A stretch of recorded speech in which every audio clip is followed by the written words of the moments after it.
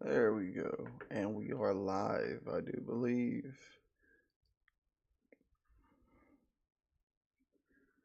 I do this. Okay.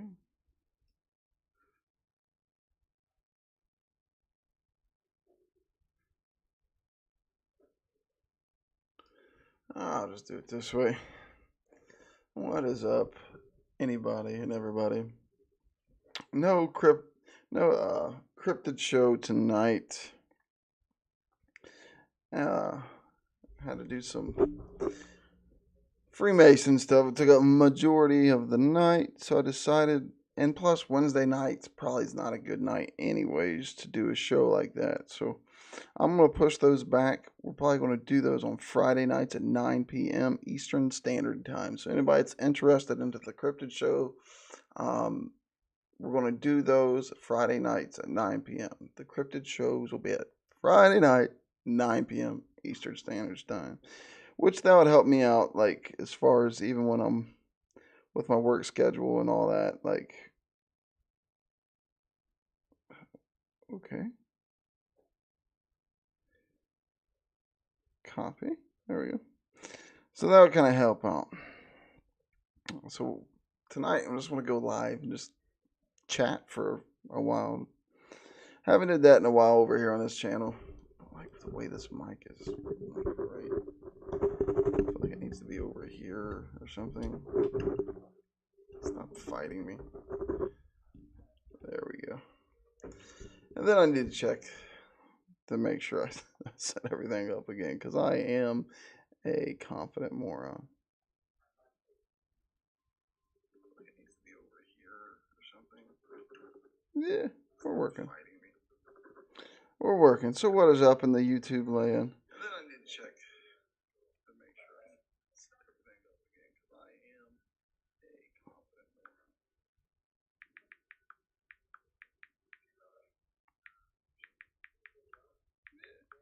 Yeah, we're working. We're working. So what is up in the YouTube land? Let's put that up.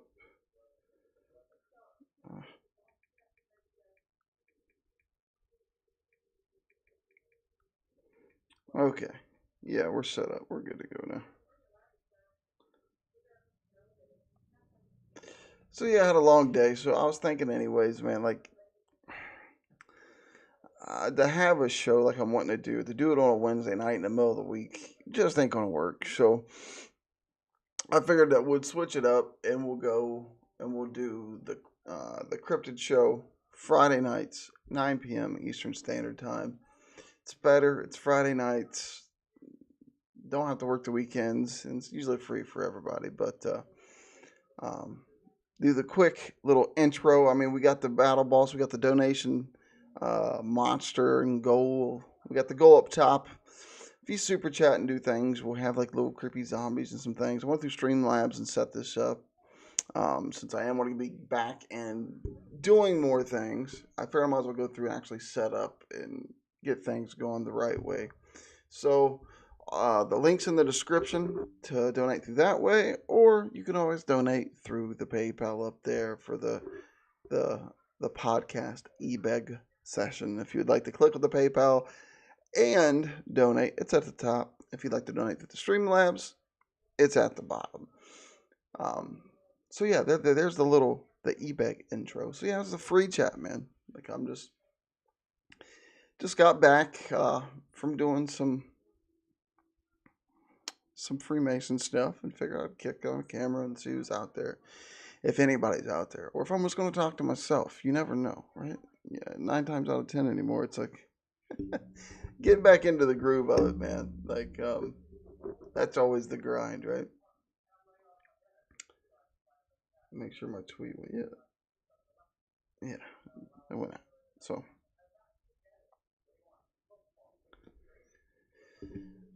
So I'm really looking. I really wanted to do the cryptid show, but then I was thinking, man, Wednesdays. What's going on, Lone Star? Cheers, right back at you. Matter of fact, I need some monster in my life, so we're gonna do that. We're gonna do that. I'm still insanely sore. Getting back into the gym thing, got that is that is horrible. That is horrible. Like my arm was like stuck in the curl motion for like 2 days. So I'm like, my energy's drained. I didn't get to go to the gym today because I had other things that kind of bled over. But trying to melt away this dad bod at 35, man. That's the goal.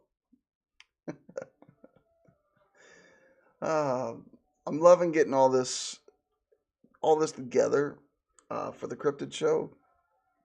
I think it's gonna be fun.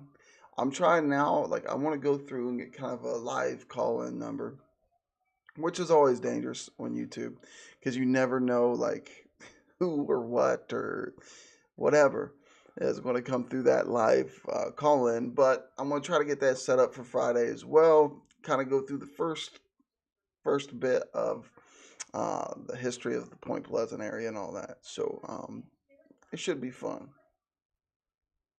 I appreciate it, Lone Star. Yeah, I'm just trying to get back in the swing of things over here. Um, it's spring break for me at school. At 35 years old, I have a spring break. So I'm like, okay, let's establish now. Like, I want to get back in the groove of doing the live stream podcast type things. I've even batted around with the idea of maybe taking some of these cryptid shows and just doing a recorded podcast without any video and throwing them out there. It's one of my passions. It's something I like to do. Hey, Moose Gal, thank you for jumping in. It's something I like to do. It's something I like to play with. So I'm really enjoying gathering that information up and doing those things. So I don't know. I might throw the podcast and do that and do live over here. I haven't really like made up my mind concrete yet, but I've been enjoying delving into that stuff. Yeah, the movie was all right. I mean, they made Point Pleasant look like this big town. It was a great movie, and they kind of based it off some real characters that was around during those times. But there's a lot. I mean, it got us the statue down there in Point Pleasant. We got the Mothman statue down there because of that. So the movie was good. The Mothman Prophecies. Hey, there's my sister from a different mister. What's going on, Lisa? So yeah, playing around with a lot of different things, man. I want to get this going on over here again. A lot of people do that, Squirrel. Second thing, you look like a love child of Eddie Monster and Eric Estrada. Hope you're well. That might be my parents. I wouldn't mind being Eric Estrada's kid. I appreciate your love, Squirrel. if I think everybody in here knows Squirrel, but if you don't know Squirrel and you're watching like a replay, you need to go check out Hey Look Squirrel. And you might get a special video for you. Like oh. But yeah, this is going to be kind of just like a random open chat. Like I said before, people that just came in, the links above. If you'd like to hit the PayPal, we'll do the eBay thing again. The link below is to do all the little Streamlabs shenanigans. You get your little monster that would poke up on this side of me. I put all the little widgets and gadgets. I haven't messed with Streamlabs in a while, and I'm gonna try to bank some money and get the Streamlabs Pro, which got a lot of other cool little things to piss around with. But yeah, that's an open chat. I don't know really what to chat about. I just said, screw it, let's go live, hang out. Um, just got back maybe an hour ago or so um, from doing some of this stuff.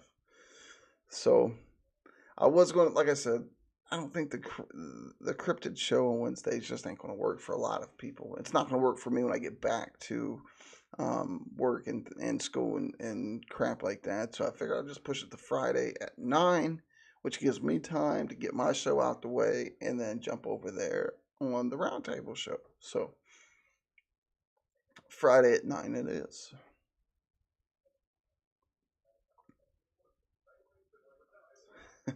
The wonderful editing world, man. I just finished up in film school of doing coloring and grading, and good God, I learned a lot, man. I learned a lot as far as working with DaVinci Resolve, and I really think that's going to be my editing software of choice when it comes to coloring.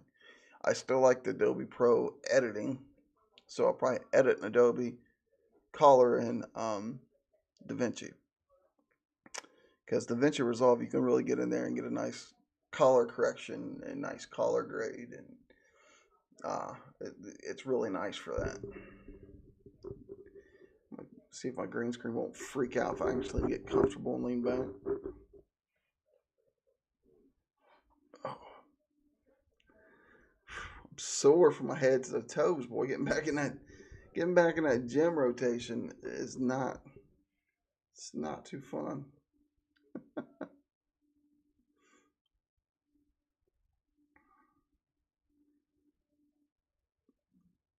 Been delving into a lot of stuff that I didn't even know with the Mothman thing. I think you guys are going to enjoy once we delve into it.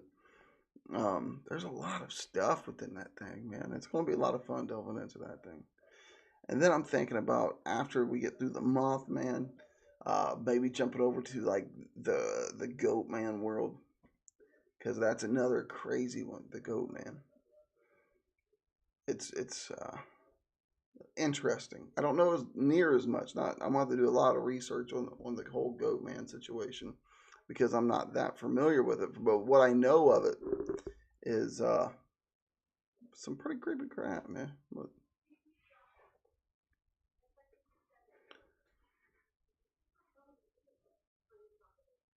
so is anybody in the round table world going live tonight? This delay, I mean, I'm loving getting back into the Streamlab thing, but the delay is insane.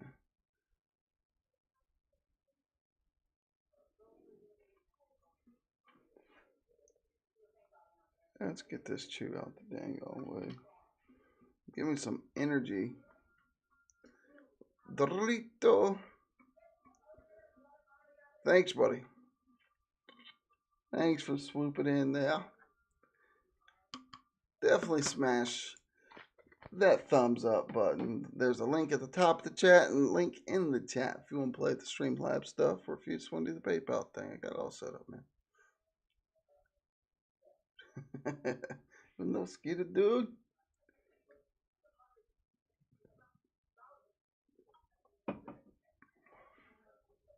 Drinking an energy drink at 11:30 at night. I do not got to work tomorrow, so that shouldn't affect anything, other than the fact I'll probably be up most of the night. I did have a nice long conversation with a WWE legend. Um, this this stretches out farther than my channel. He didn't call me back today, but he's hella busy, I guess. But he'll be making an appearance on somebody else's channel, and I'll let them announce that at their whenever they want to, and whatever we know for sure. But I had like an hour long conversation. Catching up with him was pretty cool, and kind of seeing where he's at and how he's doing. I really enjoyed that. So I got to catch up with him a little bit.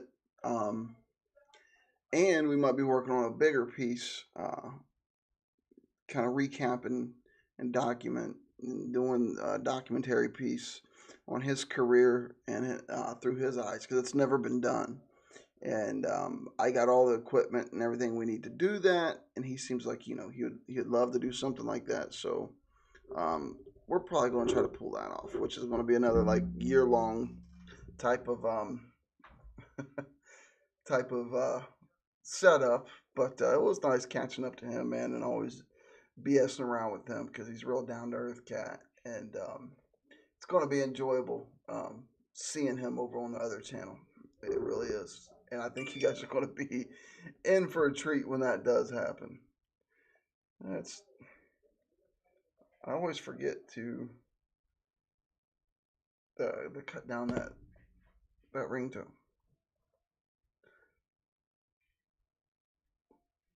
But yeah, man, we chatted for both a little over an hour, just catching up. Really, most of it was just catching up, seeing how each other was doing. Um, this dang thing got so many different lock knobs. I don't know which one I'm not locking and unlocking. Been there, thank you. So we'll have some of that coming, hopefully soon. Um, he's down south, but we're still working over on the Terra Barmer production. We're still working on two projects over there. I got some pretty cool new equipment that I'm eager to try out and to test out. And I think it's going to bring a nice new element to our paranormal investigations. Just, we got the laser grid now, an EDI meter. Um, we're gearing up, we're gearing up to do some good things, but we still got those two pieces we're working on over there. Hopefully we can get those together fairly soon. I'm hoping we can maybe go in and do a second investigation this weekend, but it being Easter weekend, it might be rough to do that.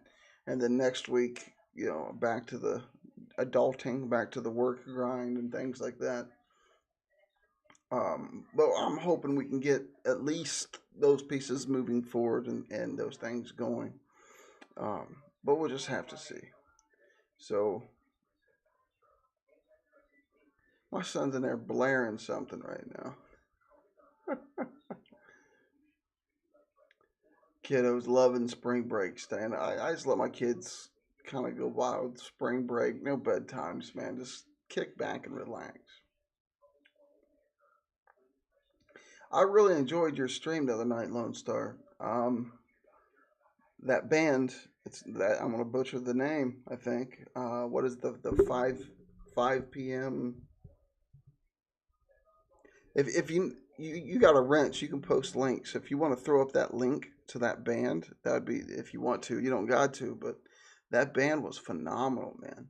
Talking about talent, they had phenomenal talent when it come to vocals, guitar skills, harmonizing. Like they was insanely good. So I really enjoyed that stream. That stream was awesome, man. And then I've never in my life did like what'd you do like a 25-hour stream or something? I yeah, there's no way I could do a 25-hour stream. I've been out of the game for so long. This whole live streaming and at least hosting, I can go on panels and and and piss around, but hosting I have not done that in a long time. 5 p.m. online jam. Yes, that's them. I bet it did wear you out, man. They tore it down, dude. I really enjoyed that. I really enjoyed that. I'm a big I'm a big mark like when it comes to art in general, I guess. Musically, visually, like any type of art. Like I've learned that I like I picked up the hobby of painting the mask. Which, if you're still in here, Lisa, the mask will be shipped out tomorrow for sure. I put a couple little extra touches on that mask for the devil, but it's going out tomorrow for sure. There's the link right there. Thank you, Lone Star. Appreciate it, man. If you guys are into great music, great vocals, great guitar, click that link, sub. You would not be disappointed. I promise you on that. They're phenomenal. Yeah, man, it was a lot of fun just viewing them when I could. Like it was definitely a great stream. I could not do 25 hours. There's no way. I mean, I got so many things going on. It's sometimes it's hard for me just to do this and actually sit down and I mean, even tuning in to stream sometimes. I mean, I got so many different moving projects and things. Like I'm not around as much as I would like to be in the YouTube world. Again, that's why I'm kind of forcing myself uh, to do this cryptid show on Friday night because I want to get back to interaction and doing that with you guys. Um, excuse me. For a lot of reasons, man, it gives me a break from the film world where I don't have to worry and really stress too much on a lot of things. Like I can just kick a camera on and go. I don't really have to worry about writing, editing, scenes, shots, things like that. I really don't got to mess with. But then just the interaction with you guys. I mean, my roundtable peeps. I interact with you guys. That's the only time I'm really on panels or I was on Punky's panel a while back, but usually if I'm on YouTube, it's with my roundtable peeps. I really don't do live streams anymore, and I'm like, man, it used to be a great outlet for me. So I'm gonna try to get it going again. Exactly. Yeah. Yeah. Go for it, Lone Star, man. It's perfect, dude. That was perfect. I mean, it worked out great for you, and it was a great show the whole time that I tuned in throughout the 25 hours. Um, so yeah, I mean, if you could do it, definitely do it. You rocked it, dude. I mean, it was a great show. It was definitely a great show. Like right now, I got what is today? Wednesday, right? Yeah, Wednesday. My old ass has to look up at the top of the computer. Yeah, Wednesday. So I got Wednesday through Sunday to where I mean we got to do the Easter stuff, so we'll be in Ohio for the weekend. But other than that, like I'm free of schoolwork and things. I still got to do my Masonic studies and touch up on a lot of that stuff. Um, but and then it gives me time to work on all these projects I got going. But it's nice sometimes just to kick this camera on and just run my mouth. I miss doing that. I used to have a lot of fun doing this. So I'm like, yeah, why not, man? Yeah, no problem, dude. It was great. It was great. I don't think I could personally like do that right now. Like I've been out of the game of live streaming and having to host and doing that on YouTube for so long. I don't think I could pull it off. I really don't. Because like for one, I really don't know what to really talk about. I mean, everybody kind of knows, like, if you're kept up and you guys kind of know what I do and what I've been doing. So, I don't know. Woofy woof, what's going on, brother man? I appreciate it, bud.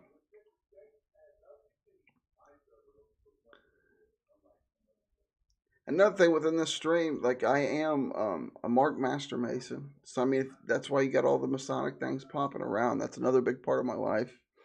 On the spiritual journey that I've been on for a few years now of just uh, figuring out who I am and trying to be a better version of that. So if you got any Freemason questions, I will answer what I can. Um, you can fire away with those too if you want to. I mean, there's a lot of misinformation out there about Freemasonry. Um, and I love what a Mason once told me. The biggest secret is there is no secrets. There's just some things that I can't talk about unless you are a Mason, but I can answer what I can on those things. Been a Master Mason since October. Just got my Mark Master last Monday, I believe it was, about a week ago, a little over a week ago. Um, Having a lot of fun with that. Um, and it really is an eye opener. And there's like anything else, man. Like I love, listen, in my heart, like I love some conspiracy theories. Am I a big conspiracy theorist? No, because there's a lot of them out there that do lose me, like the flat earthers and things like that. It's just too far fetched. But um, some of the things I watch on YouTube about Freemasonry and the Illuminati and things, I chuckle, man, because once you get in and you realize it's nothing like that at all. There's nothing remotely close to a new world order or hidden agenda. Nothing like that. It's a great. It's just a great fraternity, man. It's the oldest fraternity in the world, and great people and great things. So that's another big part of my life, man. Is the Freemason thing. I'm loving that. I love doing that. Um, and I want to try to start getting back because I'm like starting for the old school stage time that I used to do when I was hitting stand up hardcore. And I'm missing doing that, but I really honestly I don't got time to hit it like I want to. Like I really don't. I don't have that time to uh, delve into it. And to me, it's disrespecting the art in my eyes. This is my personal belief. Uh, if I can't donate the time, then it is what it is. But hopefully, once these film pieces start moving forward, Terror Barn Productions, we start rolling some things out over there on that channel. I will have some more free time to kind of do other creative things other than that. But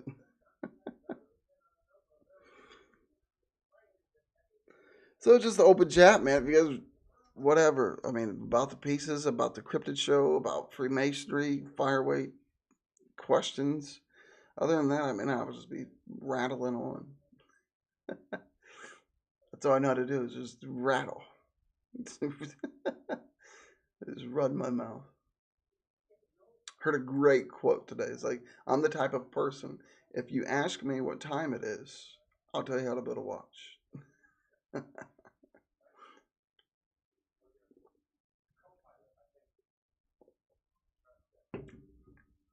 Another thing that's driving me nuts. Yeah, we'll get to that. One thing that's driving me nuts is this diet thing. Trying to cut out breads and sugars. That's pretty demonic, man. That is a beast. It's like we're so advanced in technology. Why can't I just like scan my body and just cut off weight? Where's that app at? Where's that app at? Apple? Where just automatically you don't gotta work out. You know what I mean? You can just scan your body and do some weird science stuff and just create it how you want it. Where's that at? I can lose about 3 to 4 inches on my waist and add that in other places. Where's that app at? Apple. What did it die with Steve Jobs? I don't know. There you go, man. Oh, so you're doing some online schooling as well, Lone Star?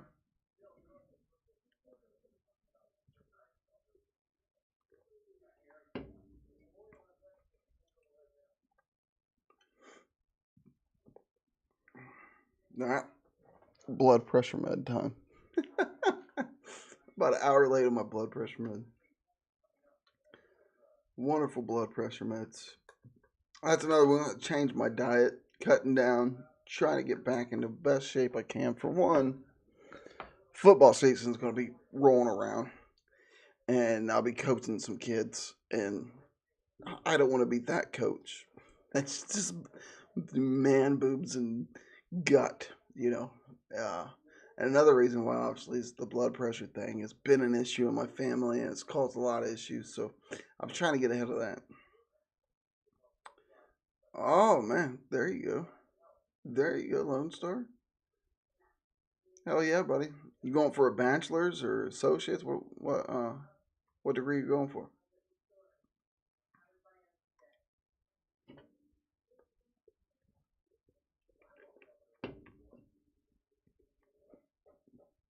Shoot, I don't know if I was supposed to take a whole one of those.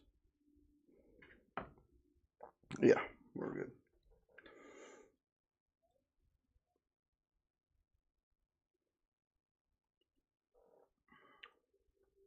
I'm like an old man over here reading my blood pressure medicine bottle. I just don't know how much I'm supposed to take.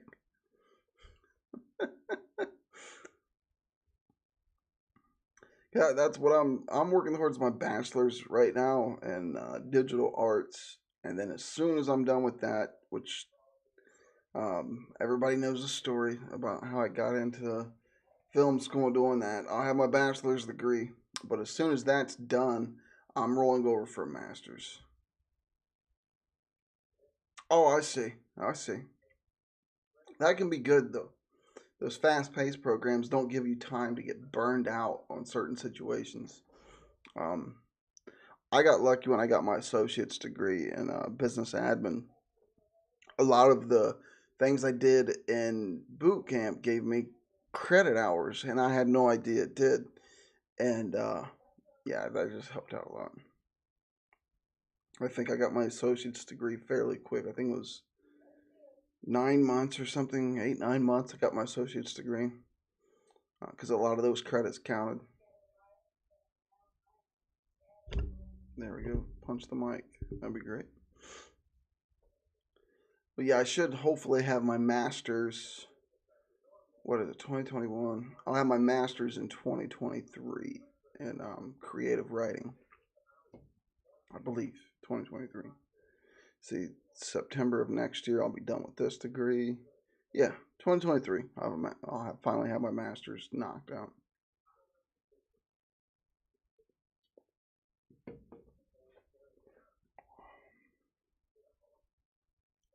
I don't even know what I did with my ritual book. Usually it's right around my office. I did get these.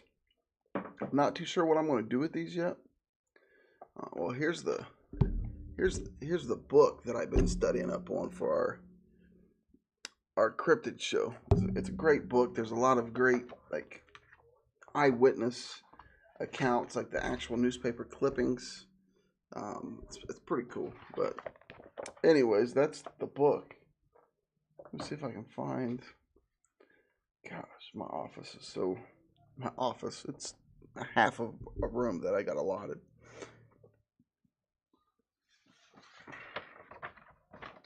I need to cover up. Make sure I cover up the mark. But this is my.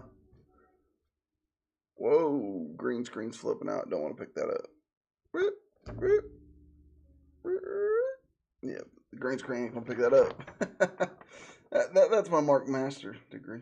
Hopefully, don't do the same thing. The green screen might mess this up, but we'll try it anyways. Come on, be nice to me. Be nice to me, green screen. Yeah, it's gonna mess it up. I got a lot of these articles. I'm a big. I don't know what it is about Michael Myers, but I got these. Which way I gotta turn it? Hand filter Boone. There's old Dr. Loomis. I got a few of these. I'm not too sure what I want to do with them yet, but they're pretty cool pieces. I'm thinking about. I like to stick together on me. There they go.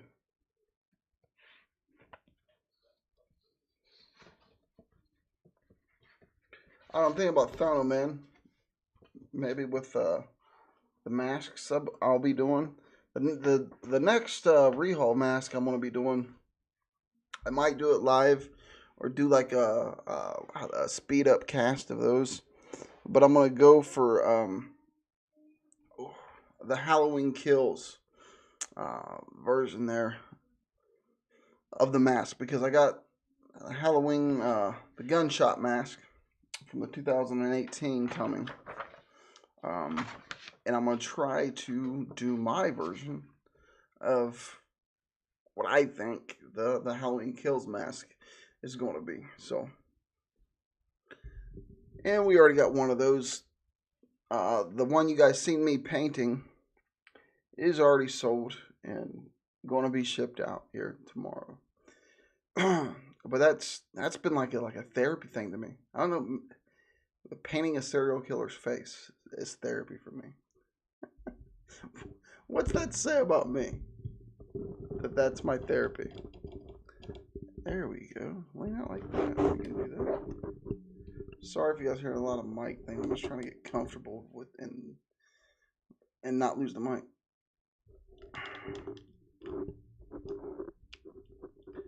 There we go. We can do it that way.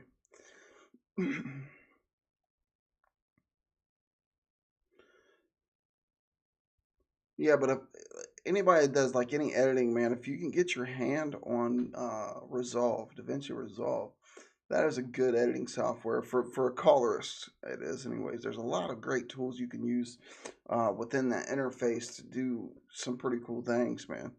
I didn't realize like coloring was. I mean, I'm not an idiot. I know coloring is important, but I didn't realize that much went into that, man. Like that's it's been a lot of fun learning that. And I think now I'm getting into um, what is it next? Acting for filmmakers, I think maybe.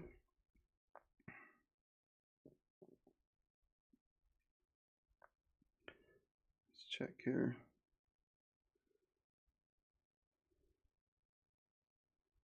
We'll mute that down.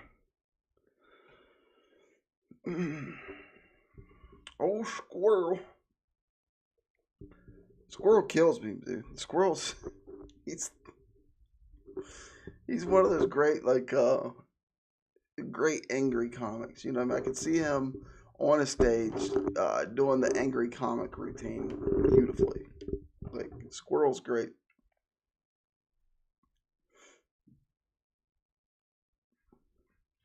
I wish I could figure out a way, man, to I know what's his name? McCruiser. He was talking about doing like a live comedy thing and asked me if I ever considered that. And I know Lisa's tried to talk me into doing it before, but for me to do stand up without a crowd that would be so awkward to me to be able to because I got to fill the crowd and just to do jokes. Like if you ask me to do jokes right now with no audience, I don't think I could pull that off. I got to like fill the crowd and be able to be in it. But if I could get like a group maybe of maybe I need to reach out on social media and see what other comics, you know what I mean? Because this COVID thing kind of has affected all of us. See what local comics would be interested, and maybe that's another show I could try to bring onto this channel. I don't know, but again, it's going to be so. I mean, if we had like 3, 4, 5 comics together and kind of feed off each other, maybe that would work. I don't know. I don't. I know I would bomb, which I embrace the bomb. I don't care to look stupid and bomb. I mean, that's a part of it. That's a part of the show is embracing the bomb, be the bomb. Just embrace it. But yeah, I don't know. That's another random idea that just see what's wrong with my head, man. ADD or whatever you call that. Squirrel.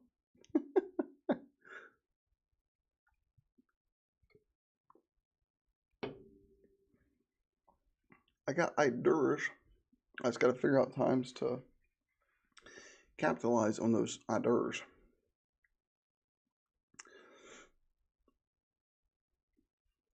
But I'm really going to be interested to see how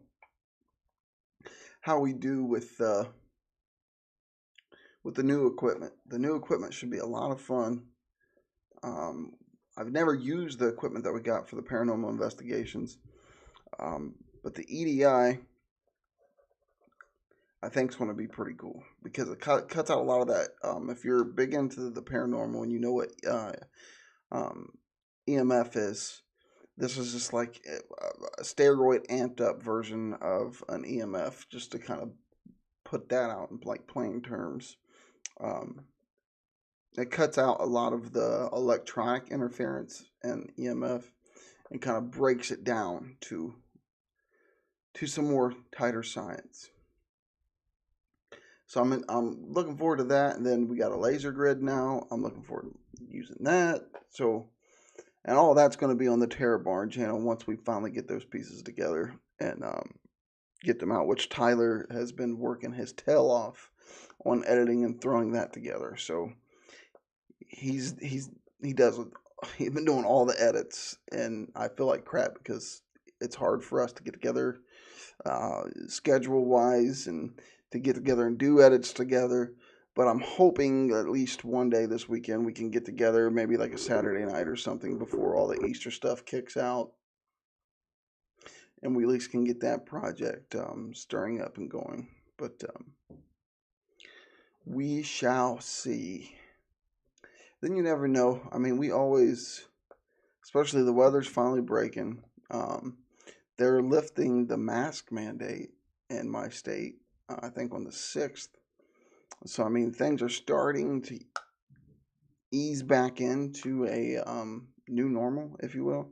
So, if things start trending that way and going that way, you never know with us, with the Skeeter Jerkins random Sasquatch videos, because that's like our go-to. It's like if we want to do a video, it's like, all right, do you want to do a video? Yeah, we'll do a video. What do you want to do?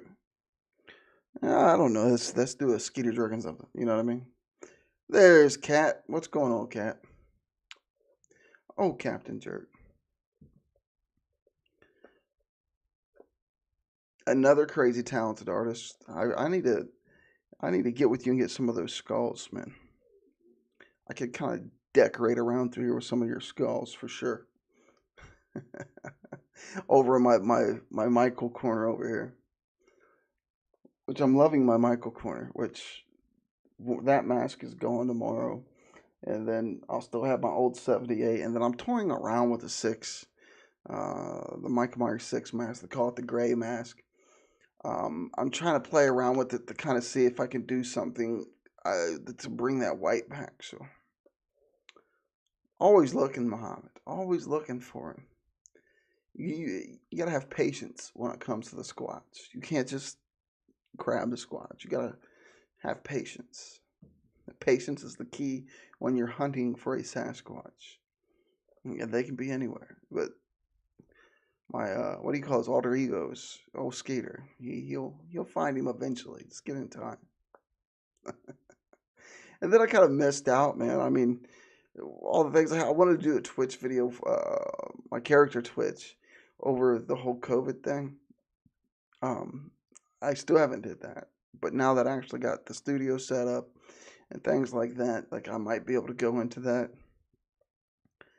and have fun with that too. But no, I can about bet you that there's going to be a lot of Sasquatch videos still coming and lurking around. I've tried the mating call. I've tried it. Only thing that gave me was a sore backside and a headache when I was out there at the mating call. It was very blurry. I thought I seen him. I definitely felt him, but I didn't catch any. I didn't get any photos. I didn't get any proof. But the Squatch is out there. He's just waiting to be found, right?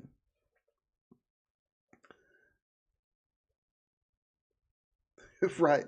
That's what started the whole Skeeter Jerkins thing. Like I didn't even know like and maybe it was like in the beginning of the Sasquatch hunter era or whatever, but I didn't even know that this was a thing, right? I didn't know that Sasquatch hunting was a thing. I didn't know that like it was like real people going out in the woods and hollering and smacking trees. I just didn't know that that existed.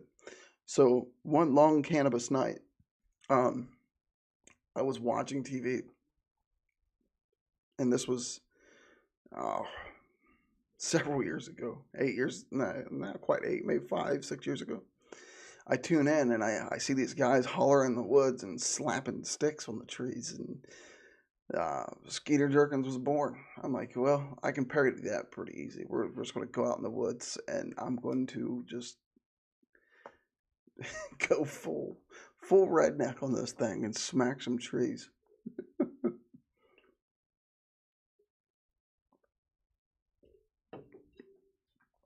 But those videos are always fun. I had a lot of fun over there on the Terror Barn channel. If you ain't seen it yet, Muhammad, just type in Terror Barn Productions, and Skeeter did a love song. We did a music video, a love song from Skeeter to Sasquatch. We had a lot of fun doing that. That's my first time. I didn't even know what interpretive dance was. Never heard of it. Tyler's like, I got this vision, man, like of Skeeter doing this interpretive dance to the song, and it's for Sasquatch. I'm like, okay, there's one problem. I have no idea what interpretive dance is. He's like, don't worry about it, dude. Just don't worry about it. You got it. So it turned into me doing this interpretive dance through trees, and we drew a little bit of a crowd of people walking their dogs and kind of stopping and seeing why this guy's flailing his, like throwing himself on the ground and flailing around. But I need to write that. Skeeter Jerkin's Guide to Squatch Hunting. I need to write that. That might be a great novel. the world's shortest novel. Maybe I can do that. Skeeter Jerkin's Guide to Squatch Hunting. I don't know why. Every time I go out there to do one of those videos, it's like we're out there and it turns into some insanely, like, I don't know. It always switches up. My favorite one that I've done, though, I would have to say, is when I put the TT character and the Sasquatch hunting thing together. Where I think it was called the Squatch hunting going wrong or gone wrong or whatever it was. That was that was a lot of fun to do. I had to change wardrobe change right in the woods from being Skeeter to being the TT parody character, and that was a lot of fun. That was go out there. It's just a man put on a different wig, and I think I was wearing like tights or something. It's hard telling with me, but we enjoy doing those videos, and I would love to get back to doing some of those things.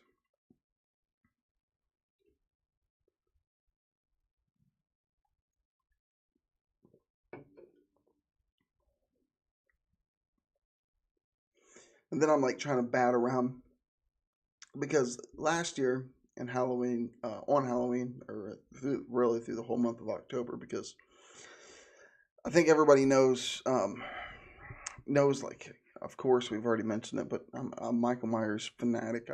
I love the shape. I love the movie itself. But mumble rap, Skeets Beats, nah, dude, I cannot do the mumble rap. I cannot do the mumble rap stuff, Muhammad. That drives me insane. That's like they're pretending to be rappers and have music, but not. I can't do the mumble rap thing at all. Like how like all the rainbows and I'm a big lyrics person. When I listen to a song, it's all about lyrics. I don't care what genre, man. I love every genre of music, truly. But I gotta have lyrics, man.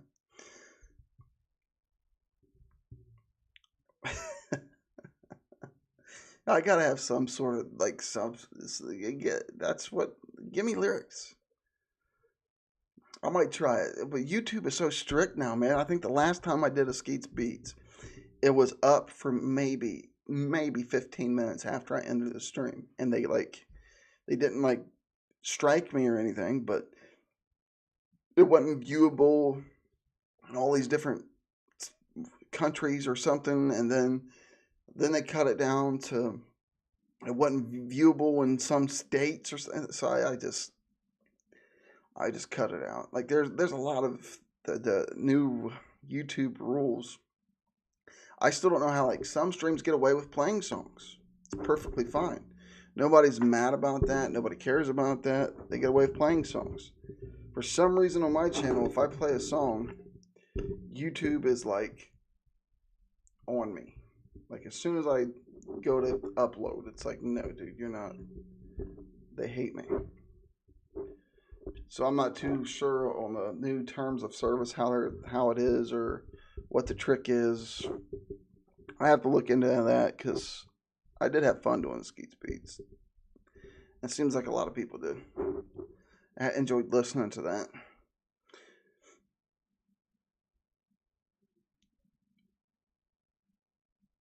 a rubber band on your tongue and just spit the lyrics, huh? I might have to have um, Christ, the T-Rail character come out and do a mumble rap edition of Skeet's Beats. I had a lot of fun doing I only did one, but the T-Rail's top whatever countdown. And again, that's before I knew a lot about lighting and details and things like that. I butchered that pretty good, but I had fun doing that. But I'm trying to figure out. I got my Michael costumes, and I think I'm gonna rock the '78 this year. Um, where in this town that I live, I just walk the streets randomly, which is cool because the local police is in on the gig. They think it's great, and I just kind of walk around and stand on corners, and like I was standing on a corner holding up a sign that says "Lost, Return to Laurie Strode," and things. I was having fun with that. Um, and then I did Pennywise. If you go on Terror Barn Productions on TikTok, you'll see a little scare video that I did as as Pennywise. We had fun doing that. So this October, I want to bring a lot more of maybe have like a static cam. I really need to grab a hold of like a GoPro or something like that that I can kind of mount to me as I'm doing these things because I had a lot of great reactions with doing the Michael Myers character throughout the town. Um, I just didn't have a good static cam to pick that up, so um, we'll be doing that again this year for sure because that was a lot of fun. Squatch Love mumble rap response video. Starts. You're about to talk me into this, Mom. You're about to talk me into it.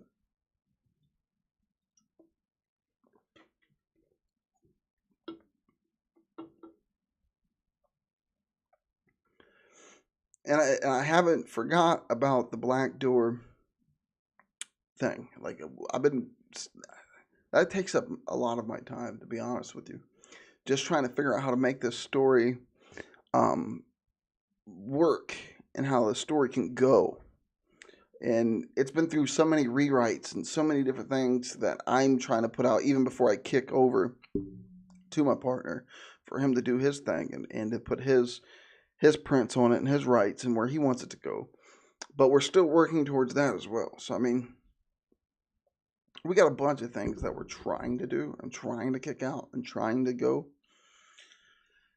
So I definitely, you guys should see a lot of content starting to come. We're going to start doing the Cryptid show here on this channel, and all my film, the short features and the shorts, and we're slowly building up, trying to kind of find our own groove in the indie film scene and kind of what we want to do with it and things like that. But all those pieces will be on that Tara Barnes production channel, and then all of my random stuff will be over here.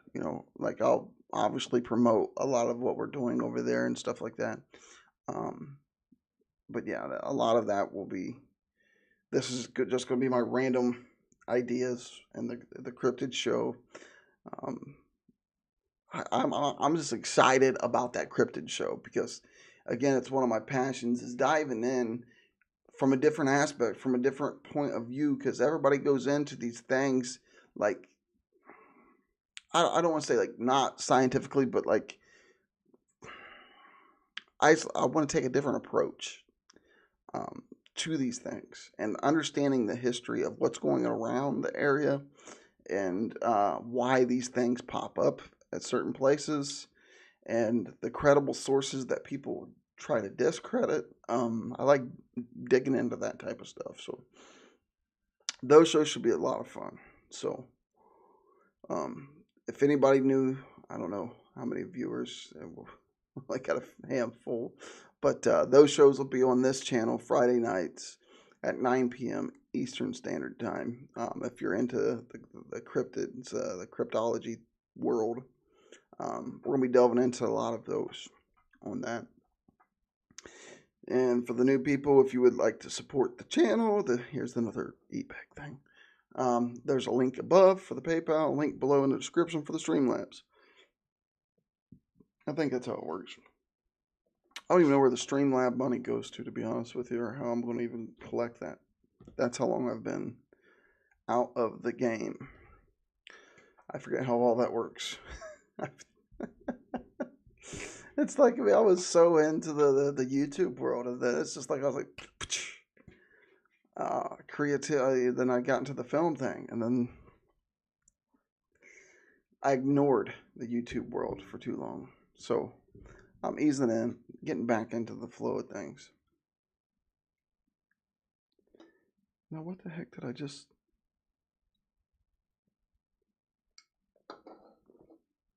There we go.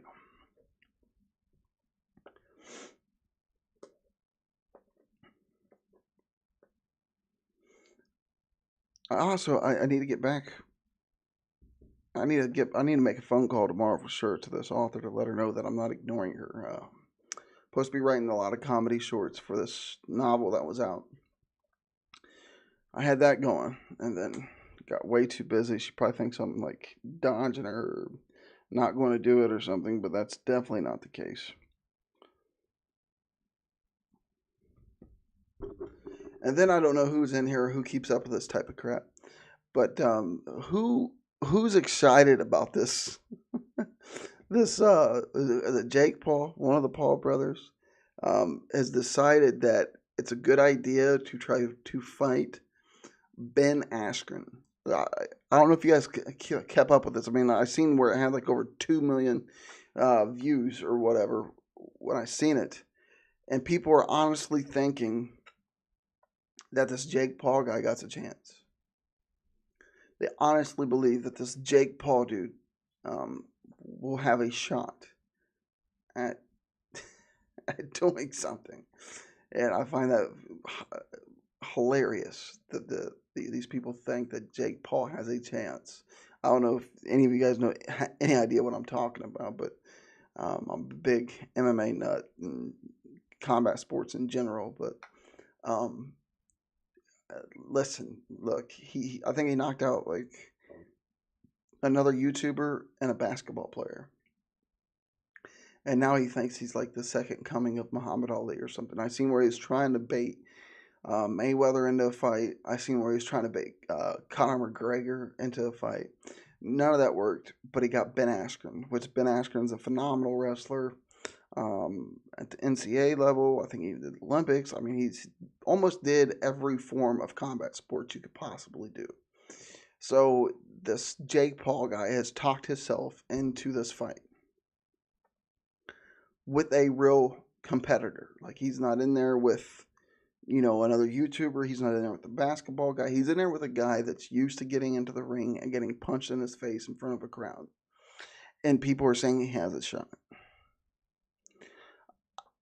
I can peer into the future and tell you, this is my prediction. Ben Askren's going to take him into the deep waters. He's going to hug on him. He's going to do some dirty boxing, wear him out, then put him out. That's how that's going to go. There's no way that this Paul brother gets a victory over Ben Askren. If he does, I'll be highly shocked. And if he does beat Ben Askren, then yeah, he needs to go somewhere. Thank you, B Lady. I appreciate it. Hope you're having a great evening. But yeah, I watched that. I'm like, I didn't think it was real at first. I really didn't think Ben would take a fight like that. And then I seen the little clip, and it got over something. It was like 2.7 million or 2.6 million views or something. I'm like, this is going to be a huge payday for him, and it's going to be an easy payday for him because we all seen him in the last fight he had. Mazadov hit him with a flying knee, set a record for the quickest UFC knockout. I don't know how he went from there to fighting one of the Paul brothers, but hey, we're there. I don't think it's going to go great for Paul when he steps in there, but I believe, B Lady, it's the 16th. Without me looking that up, I think it's the 16th. Because I didn't even know it was happening until like 2 days ago. Because last I looked, like he was trying to bait like some big name fighters that would murder him, like Mayweather and McGregor, and they just kind of ignored him. They didn't want nothing to do with it. But Askren just coming off that knockout off Jorge Masvidal, hit him with that knee with like 5 seconds and knocked him out. I think he kind of caught Ben at a place where he was wanting something and kind of wanted the cash flow, and then seeing the type of interest that's going on right now on the YouTube world, this is going to be a pretty decent bout. You know what I mean? I think money wise for these fighters, they're going to cash in. And I think it's always great, whether it's wrestling, MMA, anything like that. I'm always for anything that's going to help the boys, help the fighters, help the wrestlers, that type of thing, because those guys go in there and brutalize their body, and they're called independent contractors and hardly get crap, you know, out of it. So if they can cash in and get a nice payday. But what I would like to see, if Paul does, I don't know if it's Jake Paul or I'm a horrible YouTuber. I don't know these guys. Jake Paul. It is Jake Paul. See, Mrs. Jerkins got my back. If he does find a way to beat Ben Askren, here's my dream. Like, okay, you beat him. Okay, call out Mike Tyson. Call out Mike Tyson, right? Mike just had the fight with Roy Jones Jr. and went easy and looked vicious. So call out Mike. You're a boxer. Call out Mike Tyson. I want to see that. Show me that. Please give me that. Because I'd pay $60 for that. Even if I didn't have it, I'll go rob a gas station for that money. Show me that fight, because I would love to see that damage be done.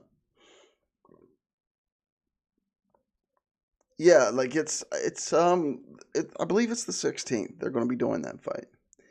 It's most likely going to be a boring fight to most, because Ben Askren's a wrestler, so he's going to get in, he's going to tie up, he's going to do some dirty boxing, and he's going to wear down Paul. That's going to be his game plan going in. Now, if Paul's smart, which watching his videos, man, he looks great hitting a heavy bag. He has great skills in that aspect. He looked great hitting human heavy bags that they put in front of him, like the basketball player and the other YouTuber. He looked great doing that, but great actually going against a competitor, somebody that's been in the deep waters and has that grit and has that heart and determination. He has not went up against. This is his first time doing it. So if he wins this, it'll be great for him to put his name on the map, and maybe bigger possibilities for this guy to get bigger fights. But I would just love to see the Mike Tyson thing.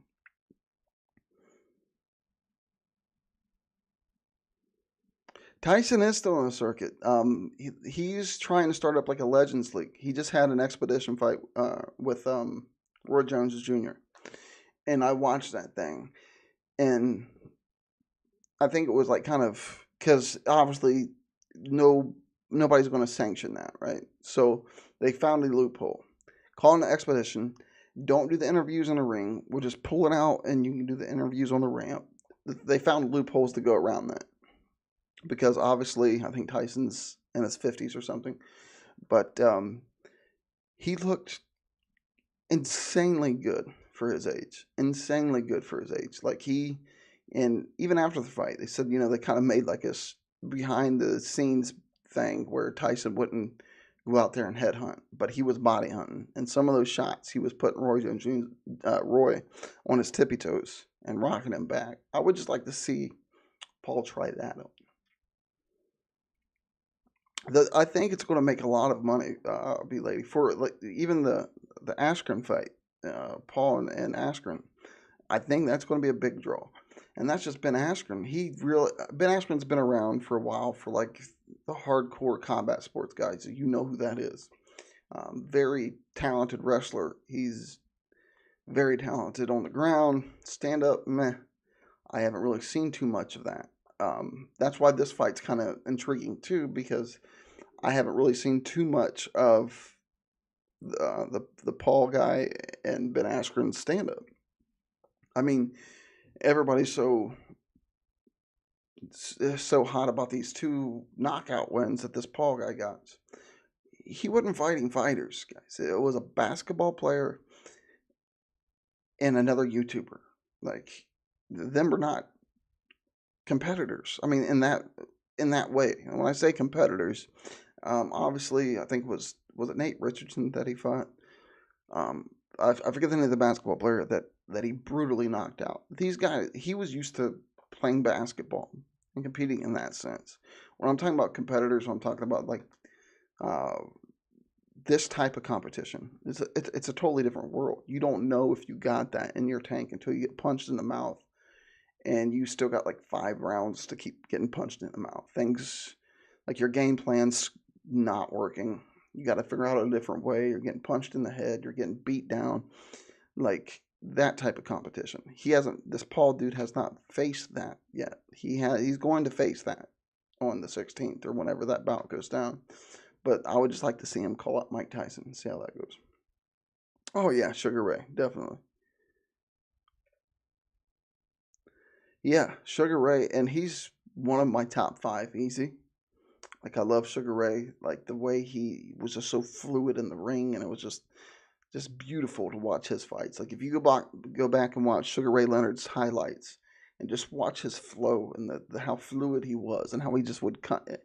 It's beautiful, beautiful.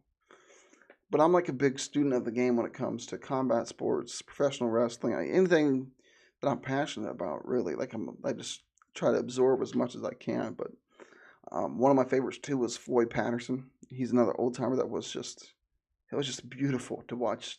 His clips were a little bit harder to find because it was way back in the day. But he was another one. It was just beauty to watch him go and do his thing. All time favorite boxer for me is Rocky Marciano. Like obviously for not talking about Muhammad Ali.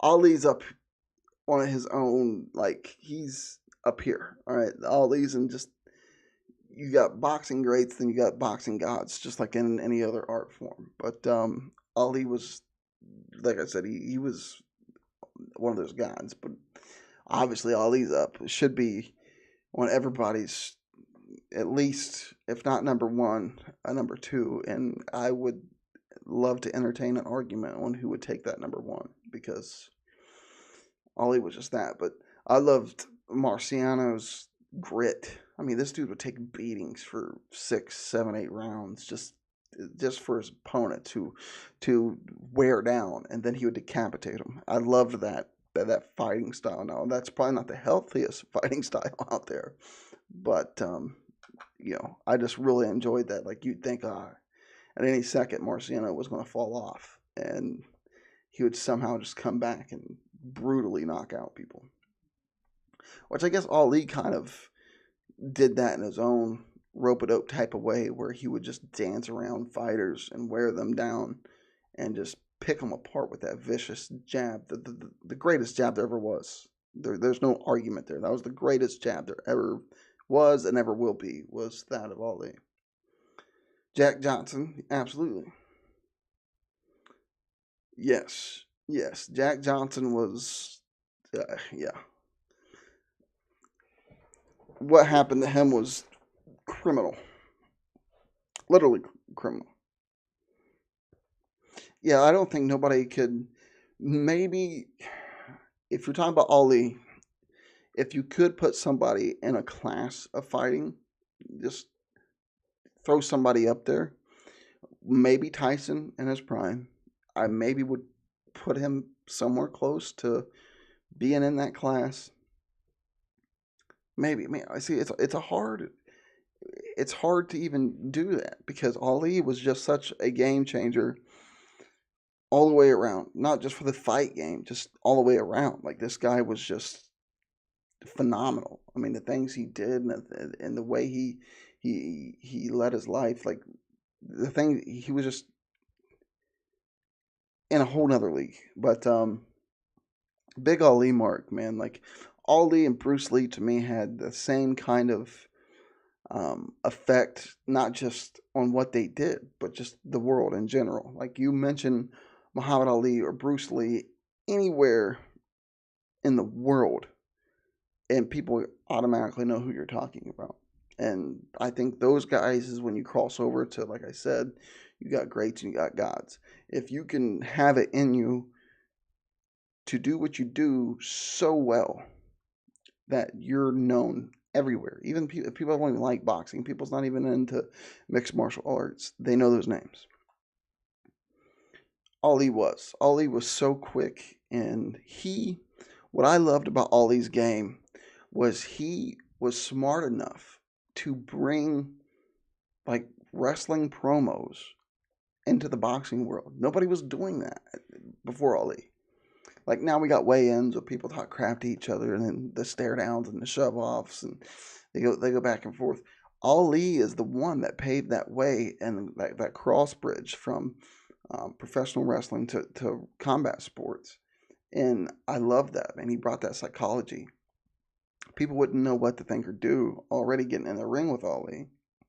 And then, like, you look at the George Foreman fights. George Foreman was cracking him with everything he got. And George Foreman, easily it's one of the top 3 hardest hitters to ever do it, was cracking Ali viciously. And he was absorbing it. So when you hit another man with everything you got multiple times, and he's still talking to you, he's still running his mouth, he's still going around you in the ring, that messes with you psychologically, man. Satchel Paige, yes, that's very true. That's very true. If you get a lot of those guys that, like, no disrespect to Jackie Robinson at all, none at all. He was a phenomenal baseball player, a trailblazer, and gets all the glory he deserves. But the Pages of the world, like another phenomenal player, like that maybe didn't get the opportunities as what Jackie Robinson did. Too short. Um, yeah, I've watched all those fights over and over. I love the Ali Frazier um, rivalry, and watching those guys go back and forth, and just that was great. Even I remember even in my teens there was older men, and they were still taking verbal jabs at each other. I think it's back when Ali's daughter was fighting Frazier's daughter, and they was taking jabs at each other back then verbally, and it was beautiful. Like to see these 2 men that are old just doing that. Hey, Joe's. So yeah, I mean, I love Foreman he was short, but that guy, his hook was just devastating. Like you go back, you look at George Foreman's highlights, man. Like that guy, he would take any normal guy's head off, but hitting Ali, it's that would just have to the Thriller in Manila, definitely. If you hit a man with everything you got, I mean, you really connect with everything you got flush, and you feel that punch like just go through. Like if you ever been in the game and you know that feeling of that punch that you don't even feel. It just feels like you just cut through, and you're like, oh man, I got him. And then he still just stands around smiling at you, talking smack. That would put the fear of God into you. Like you just hit the guy with everything you had, and this dude has the wherewithal now to just shake that off, smile at you, and just keep talking like nothing ever happened. Yes, Howard Excel. Yeah, that's one of the all time, like you talk about like sports casters and athletes. Like that was always good. Them are still good and comical now, because they're all over YouTube now. That's another beautiful thing about technology. If people don't, obviously, I wasn't alive when all this stuff was happening, so I kind of had to go back and recap. But when I had to do it, I'd have to go to the library and sit and look at books. And I remember, newspaper articles. Like you had I don't know the terminology of these machines, but you could take like newspaper articles and like scroll through them on this machine. And I can remember doing that a lot for boxing and different things, wrestling, professional wrestling and boxing, and going through and just looking and scrolling through it, reading different news articles and things like that. Like, um, so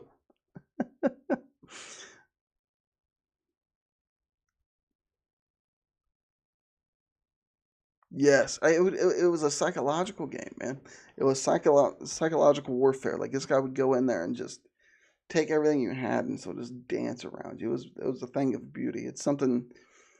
I mean, you see people in the mixed martial arts world try to copy that. Like, I mean, you see that still today that people are trying to copy that and emulate that, but they can't pull it off for too long, because they always get caught. Like, one that pops in my head in the mixed martial arts world that try to do that showboating and taunting during match was Anderson Silva. He got away with it for the longest time until he didn't. And it's something that happens psychologically too to fighters when they get that first loss. Like Anderson Silva was the pound for pound greatest, doing his thing, and then he came up against Weidman. He tried to showboat and he got caught and he got knocked out. Then he went on like a crazy, like I don't know how many, like 5 or 6 fight losing streak after that. It was just nuts.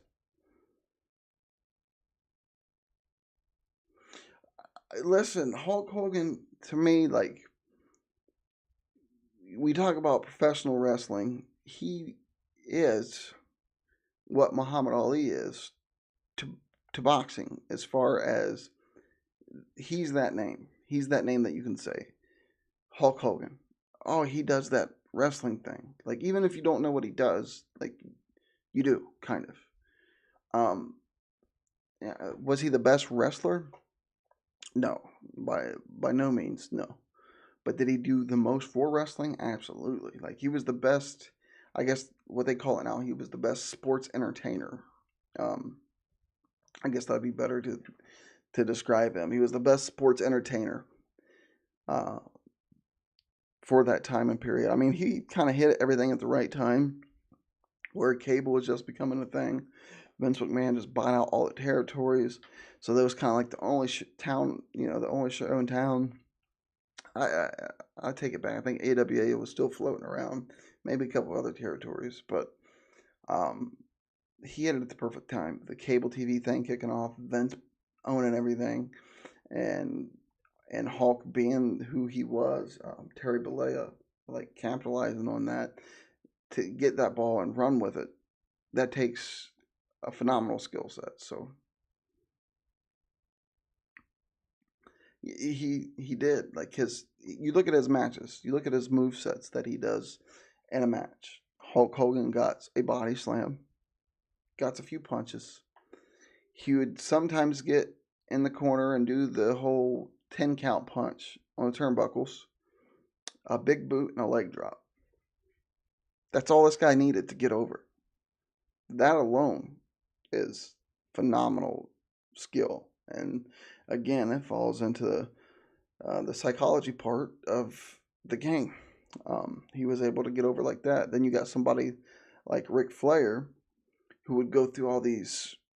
To me, Ric Flair will always be the greatest wrestler of all time, and it's hard to do that in anything. Like the greatest band of all time, the greatest whatever of all time. I always think you got to take in consideration of the generations and things like that. But Ric Flair to me is the only person that, and obviously Ali, we already went over that. But in wrestling, Ric Flair to me is the one that's like that's it. That's the greatest dude. I see. I was a demented child when everybody was on like the Hulk Hogan train and things like that. I was more of a Jake the Snake and an Undertaker mark. Like I really I guess I was just a Dominican. You know, just Jake the Snake's coming out with pythons, and then you got this Walking Dead guy, the Undertaker. So I really enjoyed um, those guys. I'll see you down there, JoJo.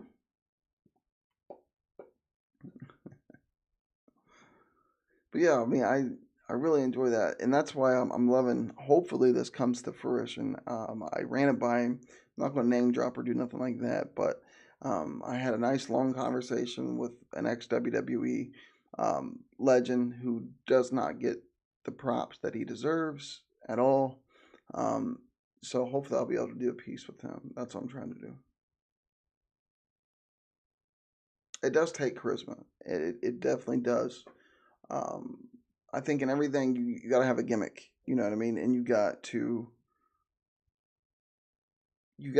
play that gimmick. You got to have that charisma to do that gimmick. And like you said, every form of entertainment, you got to bring something to it that A, nobody's ever seen before, or B, do it in your way because nobody can do it like you can because you're you. So it's all the charisma game and getting the right gimmick and getting that gimmick over. And that works like any form of entertainment, whether it's music, combat sports, sports entertainment, anything. I mean, you look at even football. Like you got certain people that are so charismatic and create a gimmick within that they get over more because of their gimmick than they do on what they actually do on the field. I have no problem with that. I mean, that's beauty.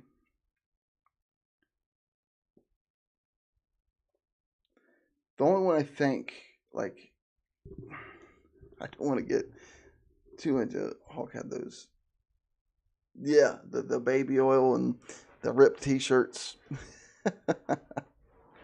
Him and Macho Man, I think, kind of went overboard with the baby oil bodies, but it worked. Go for it. To each their own. I mean, look what they did. Um, I think one gimmick though, because with Tyler and I getting involved more and wanting to do these paranormal things, there's plenty of the ghost hunting and the paranormal investigation shows out there. One gimmick that I find that is growing a little stale for me is Zach from Ghost Adventures. You know what I mean? Like, I was with him, man. I still watch Ghost Adventures. I still get into it from time to time. But I've went over to Ghost Nation more and Kindred Spirits more. Uh, just it's petty. It's petty why I decided to do this, and it's petty why like why Zach kind of like threw me off of the Ghost Adventure train. But I was watching an episode, and he literally like we're talking about Hulk Hogan, right? How Hulk Hogan used to shred shirts.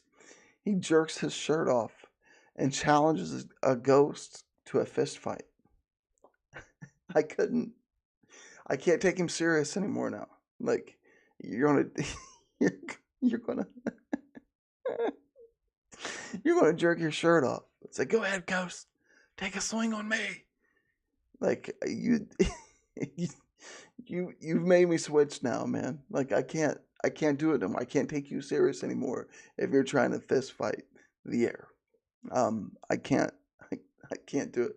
Well, deep inside of me, I was hoping if we could ever catch a ghost, um, knocking somebody on their tail. I was hoping, I was hoping that that would be it. But yeah, they kind of turned me off from the Ghost Adventures. I know they dropped another 2 episodes, which I'll probably lay down and watch tonight as I'm trying to go to bed. But yeah, I'm not going to stop watching it, but I can't take it as serious as I would like to now. So if I want to like learn and take notes, it's usually Ghost Nations or Kindred Spirits. Definitely not Ghost Adventures because I'm not going to be jerking my shirt off and trying to challenge a ghost to a fist fight.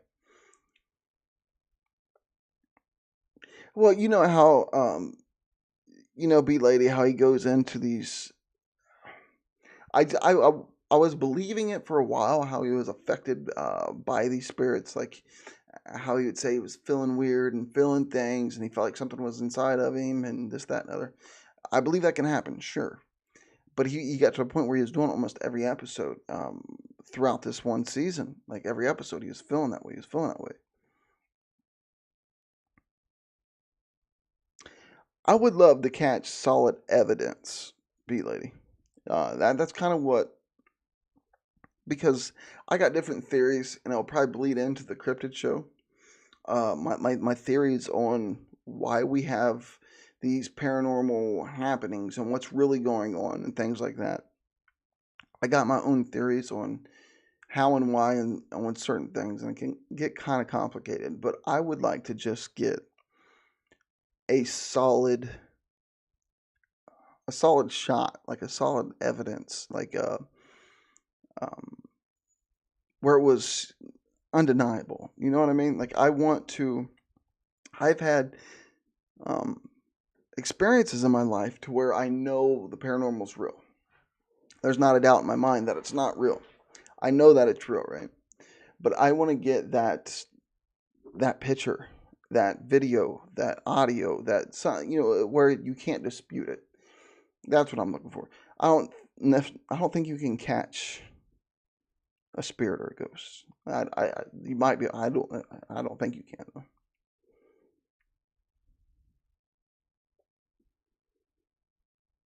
See, like that right there, like that's. I would like to get like a full manifestation of a spirit. Like that's kind of what I'm looking for. You know what I mean? Oh, see, like something like that. Like my paranormal lens, kind of how I believe it to be. I think, of course, I think there's a veil there. There's a thin veil, um, and I believe some psychedelics can kind of thin that veil. But the way I believe, there's so much energy, right, going on around us that we cannot see, like air and this all this different energy. I believe that there could be different, how to explain this, different universes going on around us at the same time. So some of these paranormal things kind of bleed over, right? The thinning of the veil, if you will, like there's a bleed over, and you can catch certain things at certain times, or it's like a blimp or something, like a blimp in the Matrix or something. You know what I mean? Um, I'll probably delve into those theories a lot deeper once I get into the cryptid show, but that's kind of like a short roundup on how I believe some of these things happen. Like when you talk about your residual haunts, that just like that orb in the same room, and it just keeps happening and happening and happening. And then you say the previous owner's son passed away in there. That could be a residual haunt where this spirit, this energy, is trapped in this room for whatever reason. I believe it's very complicated. And then I think you can get to a point to where it's either it comes down to do you want to catch it or do you want to live type of situation. So I don't know. I've always enjoyed the paranormal, and just recently in the last I don't know 2 to 3 years, cryptology's really kind of taken a big spot of my brain when it comes to the paranormal as well. And I'm going to blame it all on the show Hellier. If you guys have not watched Hellier, just type Hellier into the search bar on YouTube. You can watch the whole first season, I know for sure, but I'm pretty sure the second season, it's pretty phenomenal. Yeah, B lady, something I believe that there is multiple Skeeters, multiple Nathans right now doing different decisions and different things. Um, in a sense, without sounding too insane. Um, I do believe in alternate universes all happening around us in a kind of the same way, as in Just a quick throw that out, like the universe, right? There's infinite amount of universes. Well, within that infinite amount of universes, there's an infinite amount of black holes that may lead to another infinite amount of universes. So you look at that, and I do believe in God, a God. I just don't put a name on it. There is a God up there. There is a creator. That's where you get your matrix theories, and people think that we're living in a simulation and things like that, because if, by all means, if you believe in a God, then we are, right? He created everything. So you got these universes, multiple universes with multiple black holes that could be leading to another ultimate, unlimited amount of universes. So when you talk about our planet, talk about Earth, we got wormholes, right? And nobody knows really what these wormholes do, or where they're, going to, or what happens there, like the Bermuda Triangle.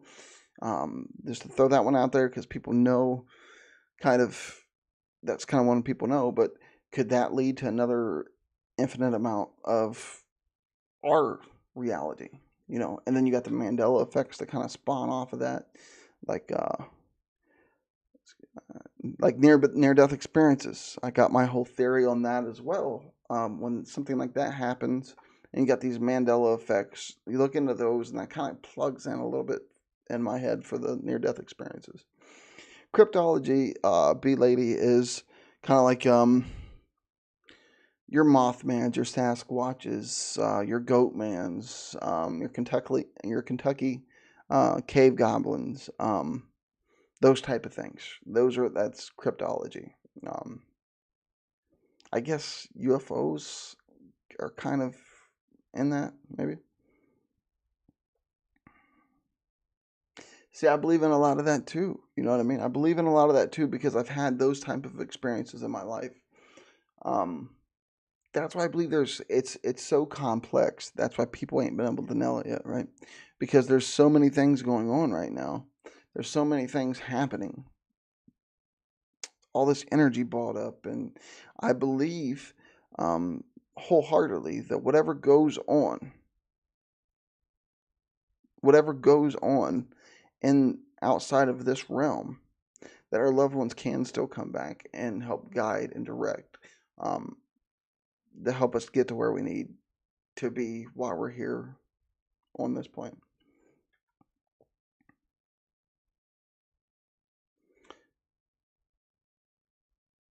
I had my own when I was younger, belated, my own near death thing, and it definitely does alter the way you look at everything. It really does.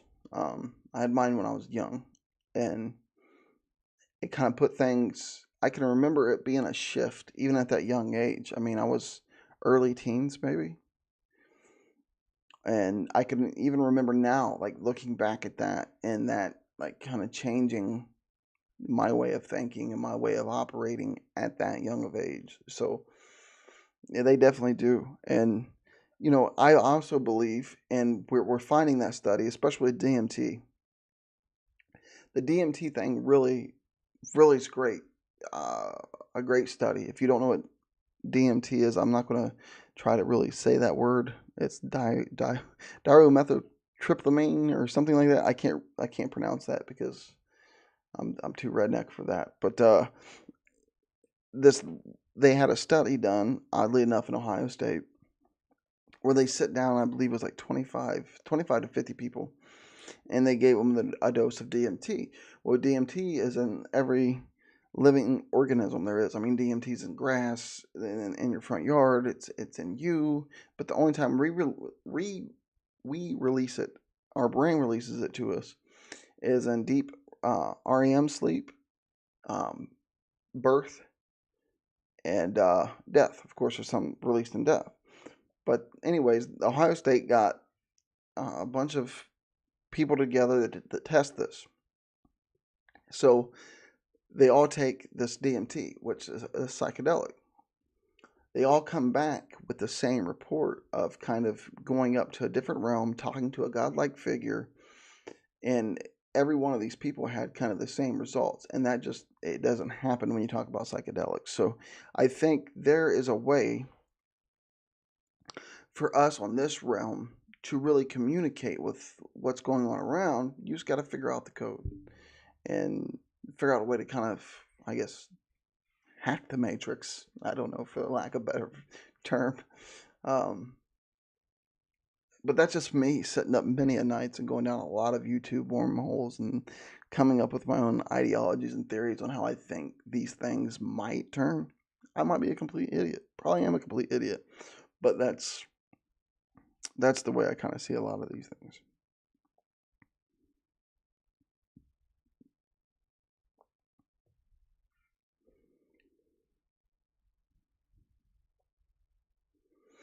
Ah, very good book. Thinking by James Allen. I'll have to check that book out. I've never heard of it. If you look at talk about near death experiences, if you haven't heard of the Mandela effect and you look that up, and the Mandela effect is like a really big one. Is I can remember as a kid watching Sinbad in a genie movie, right? I remember it vividly. I know the storyline. I remember the two kids. I remember Sinbad helping them out in the movie because their dad was always busy, didn't have time. Sinbad was helping him out. And they say that movie never existed.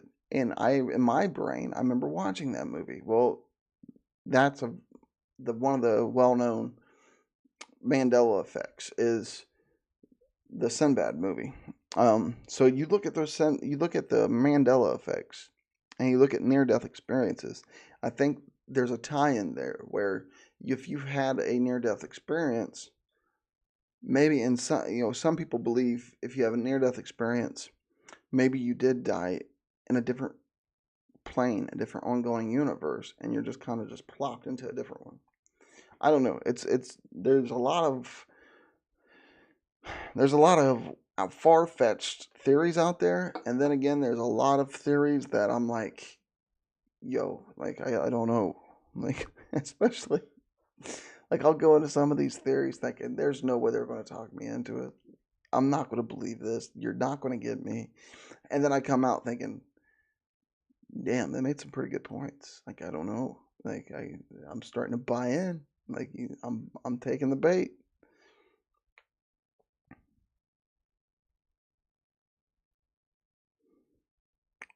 I don't see. Okay. Just checking to see if.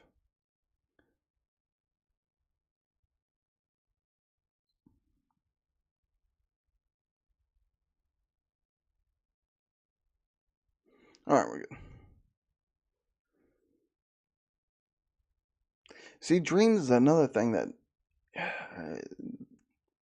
In my family, there's been situations where, especially with my grandmother, she can have a dream and it will come true, like almost verbatim what she dreamt.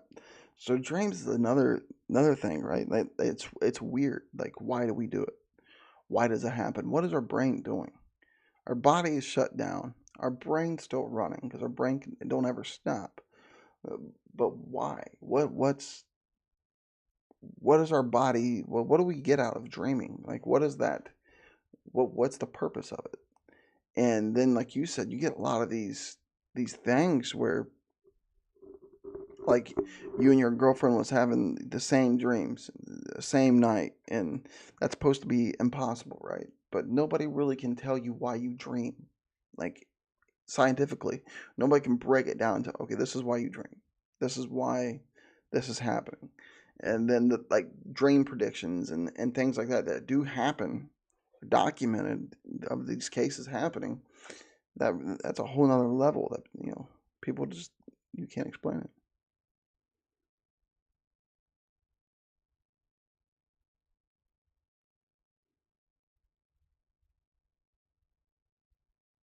Yeah, right. I think that's another one of my theories too. I mean, I think what your energy you put out there, like-minded people are attracted to it in some way. Like we're almost putting out some sort of, like, for instance, when I got into filmmaking,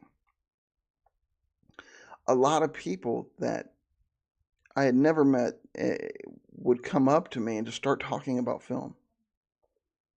and their different film theories and what they would like to see and things like that. And I have never met these people at all, and they just coming straight up to me and talking about that. So I think there's some kind of like aura or something you put out, and it attracts like-minded people. Maybe, I don't know. I think there's just so much out there, so that's just unexplainable, and I love playing around with that just to try to, if if not for anything else, just creating my own ideologies and my own theories and putting those theories to test and playing around with those. But yeah, I'm kind of the same way, same way, being around, like crazies, crazies just like me for sure.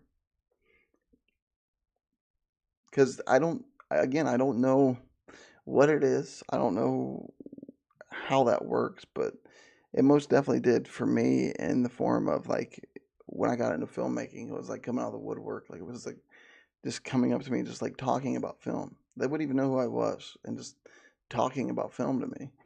And it even happened to my writing partner. So it's kind of weird how things like that work.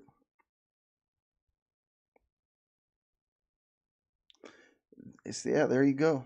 I mean, that is a great uh, way to just kind of encapsulate all that. Like-minded souls seek other like-minded souls. I mean, I believe in that 100%.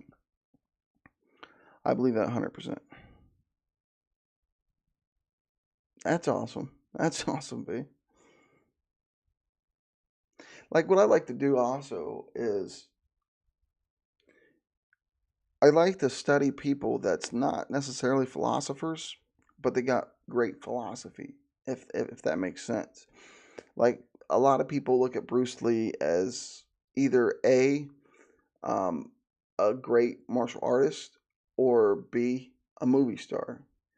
Um, I read his first book about Jeet Kune Do, and within that book, there is a lot of his philosophy, the way Bruce thought, the way the Bruce, his beliefs and his philosophies was just so mind blowing. You know what I mean? And so I like to look at different people for their philosophies, not for kind of what they do. You know what I mean? Like I love to do that, and then I take that philosophy and I kind of put it in with my own ideologies, trying to create my own philosophy on things. And then I'll take that and apply that to film, apply that to my paranormal investigations, my paranormal beliefs, my cryptology beliefs. And I just love to like kind of just mesh things together and try to come up with these theories on how things are connected and why things turn the way they turn. Yes, YouTube is, it's almost, especially since they invented this whole live streaming thing like I'm doing now, it's almost just like live TV, right? Like we're just other than we're just sitting right now just chit chatting. Um, but the more you put into it, the more you're going to get out of it, just like everything else in life. But yeah, it's there's a lot of similarities between filmmaking and YouTube, and there's a lot of differences, but they're very very very close.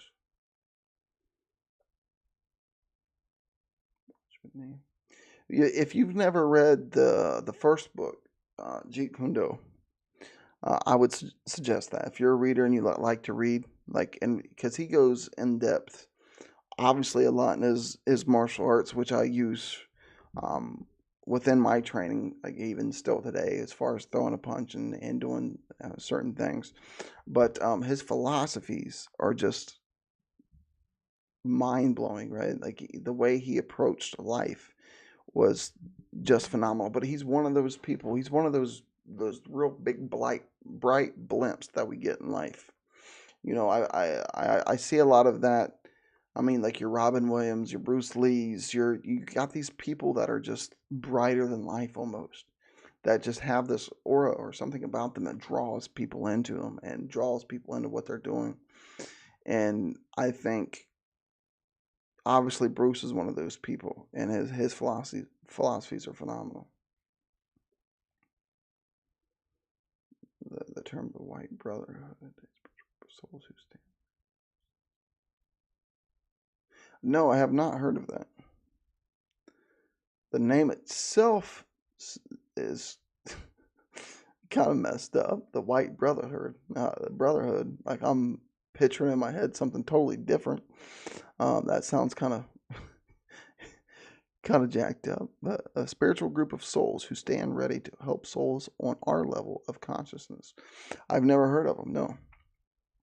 It sounds interesting. I mean, the name's kind of a turnoff, but that theory sounds pretty phenomenal.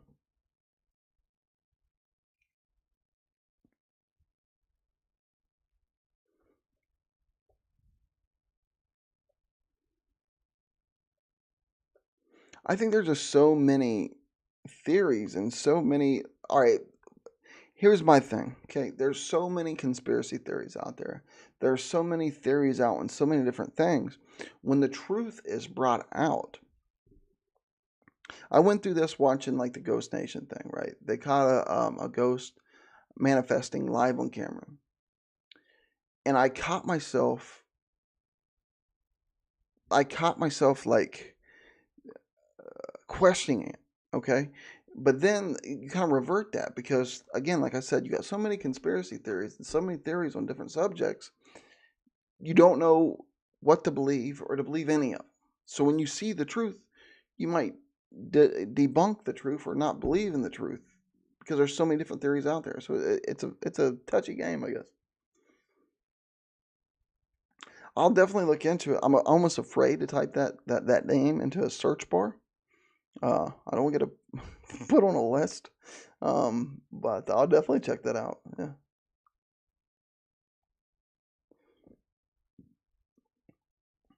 The magnetic flow of knowledge on Earth is north. No, no, B, I have not heard of that. You're giving me a lot of stuff that you're going to have my butt like delving into. Because magnetic flow is another big thing I think that controls a lot of stuff that we don't understand.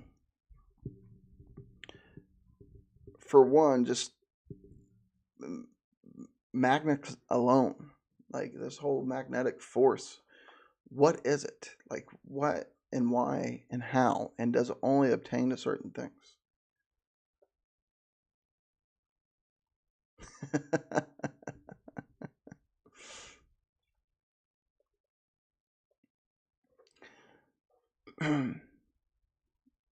I'm definitely going to be checking out. I kind of really dig the spiritual group of souls who stand ready to help souls on our level of consciousness. I really love that. I have not heard of that either. Contacts popping out my eyeball.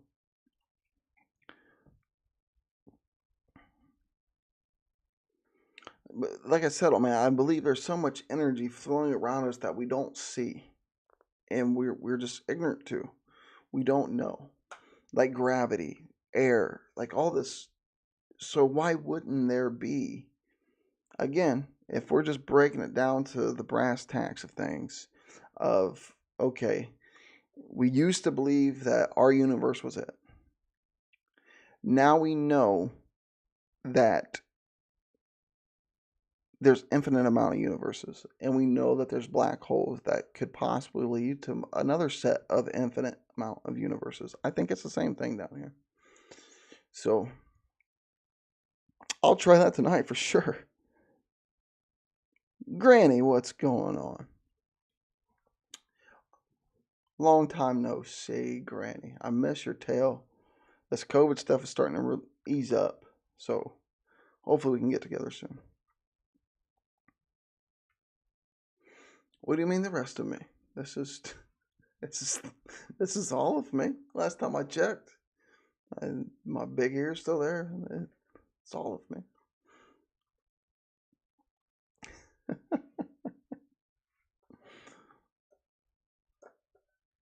But I think what you get in these theories, man, it gets so deep, and a lot of people want to argue over like different ideologies and theories, but I'm almost approaching it as like a mixed martial art thing where I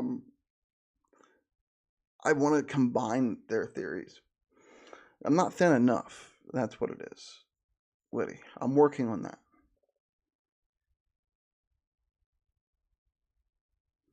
Yes, I really love the spiritual study stuff. I'm just like that, B, for sure.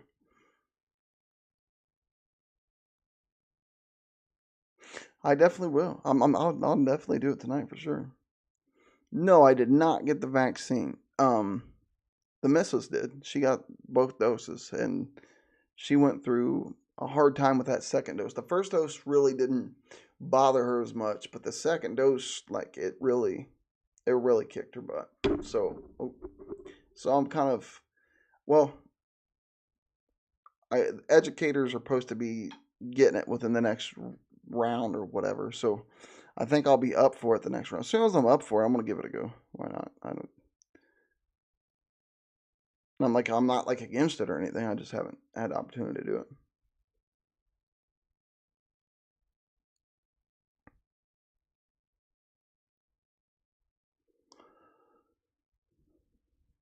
Oh no, I understand. Yeah, I'm just saying like that's how I'm approaching like spirituality and things that go beyond, because my own experiences and things that have just came to me. Um, I approach it the same way because I revert to that reference because it's the one that's like burned in my head. Everybody used to think like karate was the best thing in the world. Then this thing called jiu-jitsu come around and smashed all these karate fighters. Well, then they started mixing karate with jiu-jitsu and judo and things and started smashing this thing together. And now we got mixed martial arts. I'm almost doing like a mixed spirituality arts or something, where I'm kind of combining theories.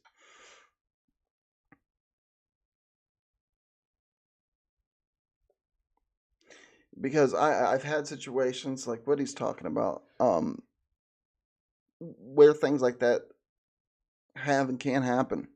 And for some reason, I'll be spot on, and I have no idea what I'm talking about or if I'm wrong or if I'm right. But I've had I've had some experiences.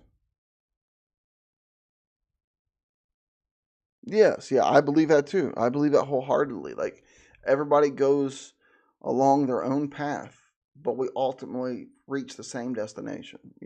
It's different. It's different paths, same road. And I believe there's a lot of paths that are not wrong. You know, I mean, we get caught up in what's wrong and what's right. I'm more of a person like what's real. That's kind of how I do it.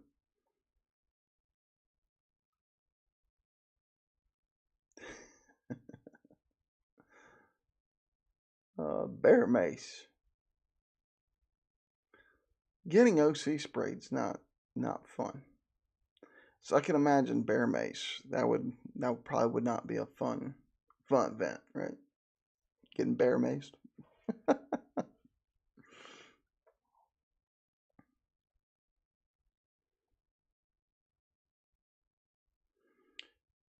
I was literally yesterday just getting back in the gym, because I've been on this spiritual journey, trying to create a better me, um, for almost 3 years now, right? So now I'm like, okay, when I get the physical me back, because I let the physical me go for too long. So I get into the gym, and there's a young kid down there, 16 years old, wrestler. Um, he's in great shape, and he starts talking to me about mixed martial arts and wants me to start helping him train and things like that. I'm just like, absolutely, man. I love passing the knowledge that I've obtained, and my old self can't do it anymore. You know what I mean? So he's asking me about it. So we get on the mat, we're rolling, we go through a full workout together. I'm doing the curls, I'm just crunching it like I used to. And then like for 2 days, my left arm was like stuck in the curl position. Like I couldn't, I couldn't, I couldn't move this arm past like the curl position. So I'm on that path now of getting the physical me caught up with the spiritual me.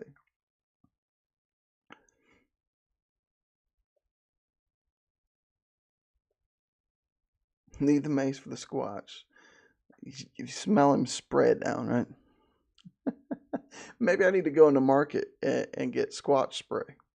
If they got bear mace, why not have some Sasquatch mace?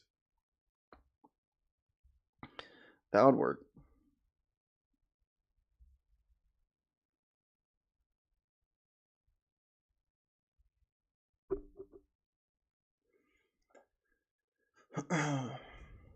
Well, we're going on about 2 hours of this thing.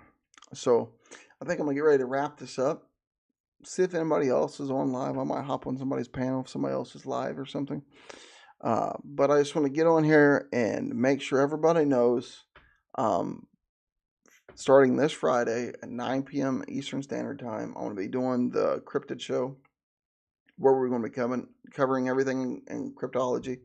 Our first subject is definitely going to be the Mothman. Again, I got a lot of family ties to Point Pleasant. Been down there a quadrillion times. Spent a lot of my childhood down there. I know a lot about that area. I don't know everything about that area, but I'm familiar with it. We're gonna start there and start covering cases. Squatch is definitely going to be on the list, right? That falls on the list of the you know of like the real research and if he could really be around. But we're going to start with Mothman this Friday. And I'm going to try to keep that every Friday at 9 p.m. The cryptology. We're going to do the cryptid show on this channel, not the Terror Barn production, but on this channel, and get that thing going. And hopefully we get some of these pieces, um, going. What is that? What is what be? The Mothman. The Mothman, there's a lot of lore on it. If you just type in Mothman, um, there's a lot of different lores on this thing, but um, different places have seen this entity, and it's very intriguing. It's my family's hometown. I still got family down there. Been down there a bunch of times, and these events happened around 65 and 66, leading up to a pretty big tragedy in 67. So, um, yeah, it is different different accounts. Like I said, in 66, I believe 1966 is when the sightings started to happen of the Mothman, right?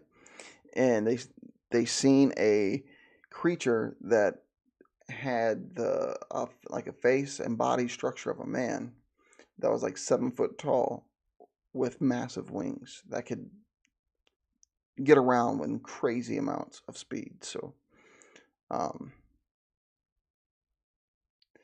see there. Okay, you had Mothman and Point Pleasant, which I'm going to delve into all this stuff pretty hardcore here Friday night, and start throwing the names out. But there was a reporter out of New York. He believed in these cases so much, he actually came down to Point Pleasant, West Virginia, and stayed for a long duration of time, because there was a lot more going on in Point Pleasant than just these Mothman sightings. So, with the Cryptid show, there might have to be multiple episodes that I have to do on Mothman because there's just so much information that's out there and so many different things that was going on when this thing was being seen. And then it led up to a huge tragedy with the Silver Bridge falling in 67. So there's a lot of stuff that is within the Mothman story. So it hooked me in. So hopefully I'll do it justice Friday when we go over it.